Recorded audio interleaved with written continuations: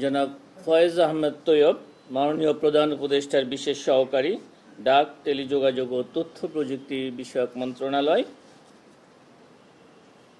তার প্রদত্ত ভাষ্যের প্রতি দুর্নীতি দমন কমিশনের মাননীয় চেয়ারম্যানের দৃষ্টি আকর্ষিত হয়েছে।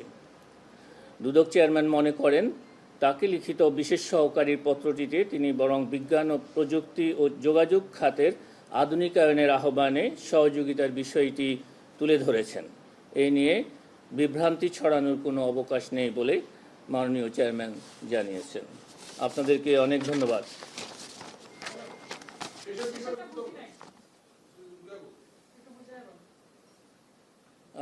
আমি খুব স্পষ্টভাবে বলেছি যে আপনাদের এই বিষয়ে গতকালকে আপনাদেরকে ব্রিফিং করা হয়েছিল।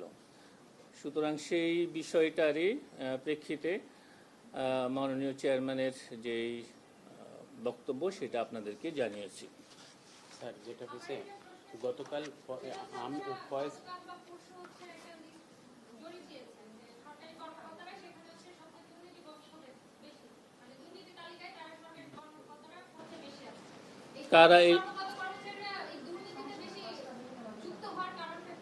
কারা এই লিস্ট দিয়েছে?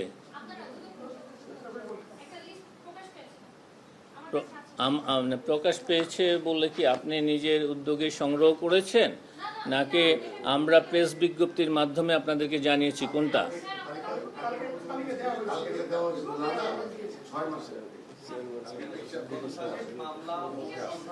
আচ্ছা, আমি আমি আমি আমি যেহেতু ছিলাম না, আসলে আমি কি প্রেক্ষাপটে আলোচনা হয়েছে আমি জানি না।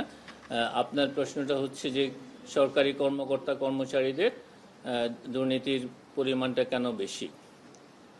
দুর্নীতির বিষয়টা আগেও ছিল, মানে সরকারি কর্মকর্তা কর্মচারীদের বিরুদ্ধে আমরা যেহেতু দুর্নীতি দমন কমিশন সবসময় সরকারি কর্মকর্তা কর্মচারীদের নিয়ে কাজ করে থাকি, এবং সেই কারণে আগের তুলনায় এখন অনেকেই সরকারি কর্মকর্তা কর্মচারীদের বিরুদ্ধে যে বিষয়গুলো আগে তুলে ধরেন নাই, 5 আগস্টের পরবর্তী সময়কালে সেই বিষয়গুলো নতুন করে এসেছে।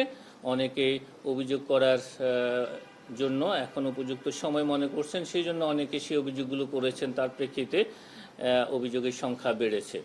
তবে আমাদের অনুসন্ধান শেষে যখন আমরা এটার ফলাফল দেখতে পাবো যে সেখান থেকে কি পরিমাণ অভিযোগ প্রতিষ্ঠিত হয়েছে, তার প্রেক্ষিতে আমরা চূড়ান্তভাবে আপনাকে মন্তব্য করতে পারবো। তো এটা হচ্ছে যে সরকারি কর্মকর্তা কর্মচারীদের সবাই দুর্নীতিগ্রস্ত, ব্যাপারটা তেমন নয়। এটা কিছু সংখ্যক অসৎ কর্মকর্তা কর্মচারীরা হয়তো দুর্নীতির সাথে সম্পৃক্ত আছেন, তাদের বিষয়গুলাই কিন্তু দুর্নীতি দমন কমিশনে এখন আসছে। আপনাকে অনেক ধন্যবাদ। স্যার, গতকাল উনি সাংবাদিক সম্মেলন করছিলেন। জি জি, হ্যাঁ। এখানে এই বিষয়ে আমাদের আমি এই বিষয়ে কোনো মন্তব্য করতে চাই না, এই কারণে যে আমাদের কাছে কিন্তু এই সংক্রান্ত একটা অভিযোগ অনুসন্ধানাধীন রয়েছে।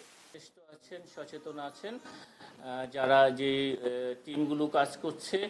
যখন এই অনুসন্ধান শেষ হবে আমরা সবসময় আপনাদের সাথে সেগুলো শেয়ার করে থাকি, এবং এটাতে এখানে সবাই যে অনুসন্ধানগুলো, গুরুত্বপূর্ণ অনুসন্ধান এখন আমাদের কাছে চলমান রয়েছে, সেগুলি দার্লিক প্রমাণাদি সংগ্রহ শেষে অনুসন্ধান দল দ্রুততম সময়ের মধ্যে প্রতিবেদন দেওয়ার ক্ষেত্রে অত্যন্ত আন্তরিক, তারা দিনরাত পরিশ্রম করছেন।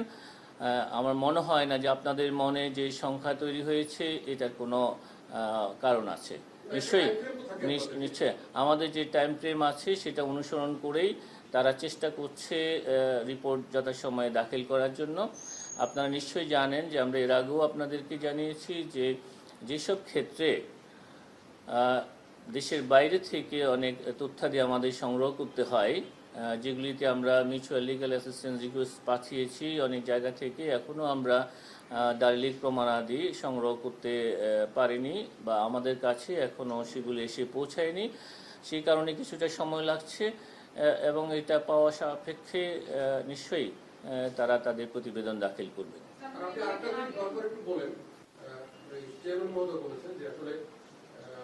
সাবেক প্রধানমন্ত্রী শেখ হাসিনা সহ তার পরিবার অথবা যারা বিদেশে পালিয়ে আছেন তাদের মামলার আসামি তাদেরকে ফিরিয়ে আনার একটা বিষয় রয়েছে। তো আপনারা কি আসলে কোনো অগ্রগতি আছে ফিরিয়ে আনার বিষয়ে? মাননীয় চেয়ারম্যান এই বিষয়ে মন্তব্য করেছেন, মানে সেই ক্ষেত্রে এখনো ওইরকম উল্লেখযোগ্য কিছু যদি জানা যায় আমরা আপনাদেরকে অবশ্যই জানাবো। বাট আমাদের এই যারা দেশের বাইরে পলাতক আছেন তাদের ব্যাপারে যেটা হচ্ছে যে পলাতক থাকলেই সেই ক্ষেত্রে আমাদের কোনো অনুসন্ধান বা তদন্ত কার্যক্রম এই জন্য বিঘ্নিত হবে না।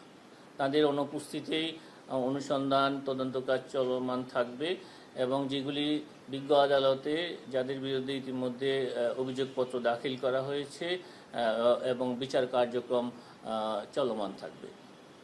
আর গতকালকে একটা বিষয়টি বিবৃতি হয়েছিল ডিজিএফ এর একটা ঘটনা, একটু ক্লিয়ার করুন আসলে বাকি। গতকালকে যে বিষয়ে বিভ্রান্তি তৈরি হয়েছে মূলত মেজর জেনারেল হামিদুল হকের ব্যক্তিগত নামে যে বিষয়টা প্রচার করা হয়েছিল, আসলে এটা হচ্ছে প্রাতিষ্ঠানিক অ্যাকাউন্ট। যখন কর্মকর্তা ডিডিও যখন থাকেন, আয়নম্যান কর্মকর্তা যিনি থাকেন সাধারণত তার নামে এই অ্যাকাউন্টগুলো থাকে। যখন ডিডিও পরিবর্তন হয়ে যায়, মানে অবসরে যেতে পারেন, তার বদলি হতে পারে, সেই সব কারণে দেখা যায় যে পরবর্তীতে যিনি দায়িত্ব গ্রহণ করেন তখন কিন্তু আয়নম্যান কর্মকর্তার পরিবর্তন হয়ে যায়। কিন্তু এই ব্যাংকে এই তথ্যগুলো আপডেট ছিল না, সেই কারণেই ওই প্রাতিষ্ঠানিক টিমের টাকার বিষয়ে যে তথ্যটা এসেছে সেটা জব্দ করা হয়েছিল বা ফ্রিজ করার উদ্যোগ নেওয়া হয়েছিল। তো এটা আসলে একটা বিভ্রান্তি হয়েছে বোথ এন্ডে। যারা এটা এইগুলি আপডেট করার কথা ছিল ব্যাংকের, কারণ আমাদের কর্মকর্তারা আছে ব্যাংকের তথ্যের ভিত্তিতে এই উদ্যোগটা গ্রহণ করেছিলেন। পরে জানা গেছে যে তাদের ডিজিএফের পক্ষ থেকে এটা জানানো হয়েছে যে এটা অ্যাকচুয়ালি প্রাতিষ্ঠানিক অ্যাকাউন্ট, তার ব্যক্তিগত অ্যাকাউন্ট ছিল না। ঠিক আছে, এই তথ্যটা মানে আমার মনে হচ্ছে আর কি যে আপনাদেরকে বা অনেকের মনে একটা প্রশ্ন তৈরি হয়েছিল, কিন্তু এটা পরিষ্কার হয়েছে। অনেক ধন্যবাদ আপনাদেরকে।